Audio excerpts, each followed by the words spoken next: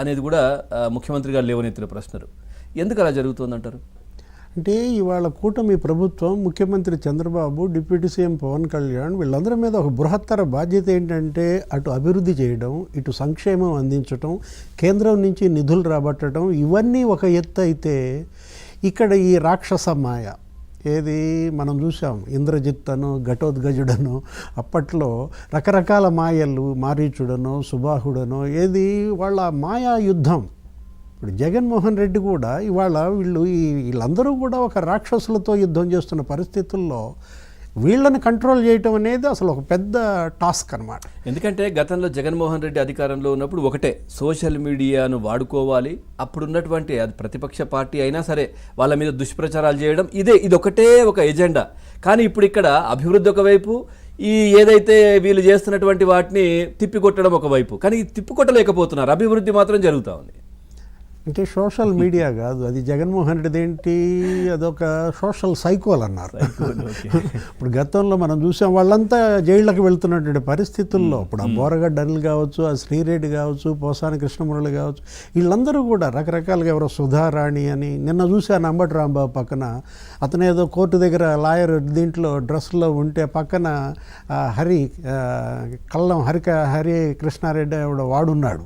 ఇది అప్పట్లో పరిటాల శ్రీరామ్ మీద వెళ్ళి ఢూమ్ ఢామ్ అని అక్కడికి వెళ్ళి మాట్లాడినాడు. అంటే జైలుకి వెళ్ళినటువంటి వాళ్ళు ఇవాళ లాయర్ డ్రెస్లో మనకి కనపడేసరికి ఎలా వీళ్ళంతా ముసుగేసుకుంటున్నారు.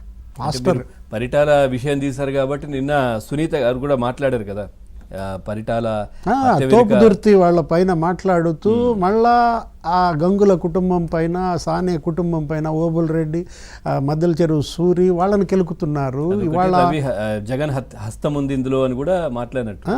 ఏది పరిటాల రవి కేసులో సిబిఐ ఎంక్వైరీ చేసింది కదా జగన్మోహన్ రెడ్డి. కాకపోతే అప్పుడు సీఎంగా తండ్రి ఉండటం వల్ల బయటపడ్డ పరిస్థితి. ఇప్పుడు ఆ కారు బాంబు, టీవీ బాంబు, 45 మంది చనిపోయారు. ఇంకెందుకురా నాయన ఫ్యాక్షన్ కెలుకుతారు? ఇప్పుడు నేను నష్టపోయాను, భానుమతి నష్టపోయింది, మా కుటుంబాలు కదా నష్టపోయిందంటూ సునీత ఇచ్చిన విన్నపం ఏంటంటే ఇవాళ రాష్ట్రంలో ప్రశాంతత ఉండకూడదు, ఇది శాంతి భద్రతల సమస్యగా సృష్టించాలా. మీరు ఇందాకే ఇంట్రోలో చెప్పారు, 4 రోజులు కాకుండానే ఢిల్లీ పోయి ధర్నా చేశాడు. ఏది 36 మందిని చంపేశారు అంటే లిస్ట్ అడిగితే ఇంతవరకు పంపించలేదు. ఆ 36 మంది ఎవరు, వాళ్ళ పేర్లు, వాళ్ళ కుటుంబాలు ఇవ్వండి, ఎఫ్ఐఆర్లు కడతామని హోమ్ మినిస్టర్ అడిగినా, డీజీపీ అడిగినా, అక్కడికి పోయి అఖిలేష్ని వాళ్ళందరినీ పిలిపించుకుని జాతీయ స్థాయి నాయకులందరి మద్దతు నాకుందన్న బిల్డప్ ఇచ్చే ప్రయత్నం, అసలు రాష్ట్రపతి పాలన అడగటం. అంటే జగన్మోహన్ రెడ్డి యలహంకలో ఉంటుంది దీనికోసమేనా? అతను పదే పదే రాష్ట్రంలో నివసించకుండా కర్ణాటక వెళ్ళిపోయి అక్కడుండి ఈ కుట్రలకు బీజం వేస్తున్నాడా, వీళ్ళందరినీ రెచ్చగొడుతున్నాడా? ఇప్పుడు నిన్న మనం చూసాము, అతను ఎవరు, క్రిస్టియన్ సెల్, అతను ఏంటి ఆయన పేరు, ఏదో జాన్ లింగమా.